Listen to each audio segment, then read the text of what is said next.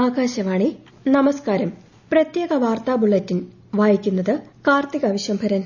Indian നാവികസേന തദ്ദേശീയമായി നിർമ്മിച്ച 3 കപ്പലുകൾ പ്രധാനമന്ത്രി നരേന്ദ്രമോദി നാളെ രാജ്യത്തിന് സമർപ്പിക്കും. കൊൽക്കത്തയിൽ നടക്കുന്ന ചടങ്ങിൽ INS Dunagiri, INS Sanshodhak, INS Agre എന്നീ കപ്പലുകൾ നാവികസേനയുടെ ഭാഗമാകും.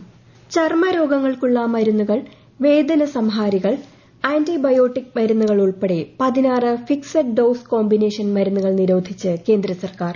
സുപ്രീംകോടതി നിർദ്ദേശപ്രകാരം വിദഗ്ധ സമിതി നടത്തിയ പരിശോധനയിൽ ഈ മരുന്ന് സംയോജനങ്ങൾക്ക് മതിയായ ഗുണനിലവാരമില്ലെന്നും ആരോഗ്യത്തിന് ഹാനികരമാണെന്നും കണ്ടെത്തിയതിനെ തുടർന്നാണ് നടപടി.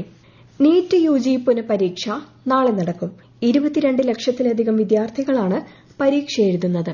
ഉച്ചയ്ക്ക് 2 മണി മുതൽ വൈകുന്നേരം 5:15 വരെയാണ് പരീക്ഷ.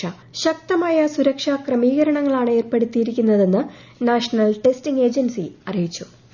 അന്താരാഷ്ട്ര യോഗാ ദിനം നാളെ. കൊൽക്കത്തയിൽ നടക്കുന്ന യോഗാ ദിനാചരണ പരിപാടികൾക്ക് പ്രധാനമന്ത്രി നരേന്ദ്രമോദി നേതൃത്വം നൽകും. ആരോഗ്യകരമായ വാർദ്ധക്യത്തിന് യോഗ എന്നതാണ് ഇത്തവണത്തെ യോഗാ ദിനാചരണ പ്രമേയം. ദിനാചരണത്തിന്റെ ഭാഗമായി മധ്യപ്രദേശിലെ ജബൽപൂരിൽ നടക്കുന്ന പരിപാടിയിൽ രാഷ്ട്രപതി ദ്രൌപദി മുർമു മുഖ്യാതിഥിയാകും. യോഗാ ദിനത്തിന്റെ സംസ്ഥാനതല ഉദ്ഘാടനം ആരോഗ്യമന്ത്രി കെ മുരളീധരൻ തിരുവനന്തപുരത്ത് നിർവഹിക്കും. സംസ്ഥാനത്ത് ഇന്ന് 13 പേർക്ക് കൂടി ഷിഗല്ല സ്ഥിരീകരിച്ചു. 75 പേർക്ക് ഡെങ്കിപ്പനിയും 13 പേർക്ക് എലിപ്പനിയും സ്ഥിരീകരിച്ചിട്ടുണ്ട്. 13,187 പേർ ഇന്ന് പനി ബാധിച്ച് ചികിത്സ തേടിയതായി ആരോഗ്യവകുപ്പ് അറിയിച്ചു. കോഴിക്കോട് നിപ്പ രോഗിയുടെ സമ്പർക്ക പട്ടികയിൽ ഉൾപ്പെട്ട ആരോഗ്യ പ്രവർത്തകയുടെ പരിശോധനാ ഫലം നെഗറ്റീവായി. ഇതോടെ സമ്പർക്ക പട്ടികയിൽ ഉൾപ്പെടുത്തിയിരുന്ന 15 പേരുടെയും പരിശോധനാ ഫലം നെഗറ്റീവായിട്ടുണ്ട്. അതേസമയം നിപ്പ ബാധിച്ച് കോഴിക്കോട് മെഡിക്കൽ കോളേജിൽ വെന്റിലേറ്ററിൽ കഴിയുന്ന രോഗിയുടെ നില മാറ്റമില്ലാതെ തുടരുകയാണ്. പകർച്ചവ്യാധി വ്യാപനം തടയുന്നതിന് ജനകീയ പ്രതിരോധ പ്രവർത്തനങ്ങൾ അനിവാര്യമാണെന്ന് മന്ത്രി കെ മുരളീധരൻ തിരുവനന്തപുരത്ത് ഉന്നതാധികാര സമിതിയുടെ യോഗത്തിൽ സംസാരിക്കുകയായിരുന്നു അദ്ദേഹം. വെള്ളി, ശനി, ഞായർ ദിവസങ്ങളിൽ വീടുകളിലും സ്ഥാപനങ്ങളിലും ശുചീകരണ പ്രവർത്തനങ്ങൾ നടത്താനും ആരോഗ്യമന്ത്രി നിർദ്ദേശം നൽകി. സംസ്ഥാനത്ത് +1 പ്രവേശനത്തിനുള്ള 2ാം ഘട്ട അലോട്ട്മെന്റ് നാളെ പ്രസിദ്ധീകരിക്കും. തിങ്കളാഴ്ച രാവിലെ 10 മണി മുതൽ 23 വൈകിട്ട് 5 മണി വരെയാണ് പ്രവേശനം. അലോട്ട്മെന്റ് വിവരങ്ങൾ hscap.kerala.gov.in ൽ ലഭ്യമാകും. കേരളത്തിൽ വിവിധ ജില്ലകളിൽ ഒറ്റപ്പെട്ട ശക്തമായ മഴ തുടരുമെന്ന് കേന്ദ്ര കാലാവസ്ഥാ വകുപ്പ്. വയനാട്, കണ്ണൂർ ജില്ലകളിൽ ഇന്ന് മഞ്ഞ ജാഗ്രത പ്രഖ്യാപിച്ചിട്ടുണ്ട്. നാളെ 8 ജില്ലകളിലും ലക്ഷദ്വീപിലും മഞ്ഞ ജാഗ്രതയാണ്. കേരള, കർണാടക, ലക്ഷദ്വീപ് തീരങ്ങളിൽ നാളെ മത്സ്യബന്ധനത്തിന് വിലക്കേർപ്പെടുത്തി. അതേസമയം കള്ളക്കടൽ പ്രതിഭാസത്തിന്റെ ഭാഗമായി തിരുവനന്തപുരത്ത് കാപ്പിൽ മുതൽ പൊഴിയൂർ വരെയുള്ള തീരങ്ങളിലും കന്യാകുമാരി തീരത്തും ഇന്ന് അർദ്ധരാത്രി വരെ ഉയർന്ന തിരമാലയ്ക്കും കടലാക്രമണത്തിനും സാധ്യതയുണ്ട്.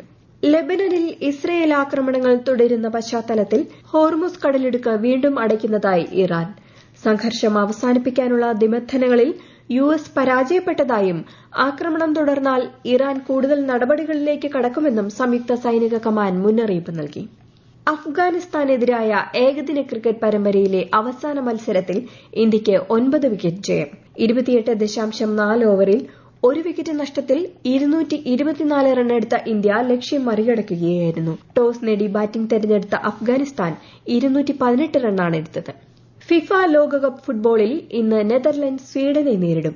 ഇന്ത്യൻ സമയം രാത്രി 10:30 ടെക്സസിലെ ഹൂസ്റ്റണിലാണ് മത്സരം. പുലർച്ചെ 1:30 നടക്കുന്ന മത്സരത്തിൽ ജർമ്മനി ഐവറി കോസ്റ്റുമായി ഏറ്റുമുട്ടും. രാവിലെ 5:30 ക്യുറസാവോ ഇക്വഡോർ പോരാട്ടം. ബൊളീവിയയിൽ അടിയന്തരാവസ്ഥ പ്രഖ്യാപിച്ചു. വർദ്ധിക്കുന്ന ജീവിത ചെലവും സാമ്പത്തിക ഞെരുക്കവും മൂലം ആഴ്ചകളായി രാജ്യത്ത് സർക്കാർ വിരുദ്ധ പ്രതിഷേധം തുടരുകയാണ്. തൊഴിൽ, വിദ്യാഭ്യാസം, ആരോഗ്യം, അവശ്യ സാധന വിതരണം തുടങ്ങിയ മേഖലകളെ ബാധിക്കുന്ന പ്രതിഷേധ പ്രകടനങ്ങൾ അവസാനിപ്പിക്കുമെന്ന് രാജ്യത്തെ അഭിസംബോധന ചെയ്യവേ ബൊളീവിയൻ പ്രസിഡന്റ് അറിയിച്ചു. പാകിസ്ഥാനിലെ ഖൈബർ പഖ്തൂൺഖ്വ പ്രവിശ്യയിലുണ്ടായ ഇരട്ട സ്ഫോടനത്തിൽ 7 പേർ കൊല്ലപ്പെട്ടു, 3 പേർക്ക് പരിക്കേറ്റു. സ്ഫോടനത്തിന്റെ ഉത്തരവാദിത്തം ആരും ഏറ്റെടുത്തിട്ടില്ല. പ്രത്യേക വാർത്താ ബുള്ളറ്റിൻ കഴിഞ്ഞു.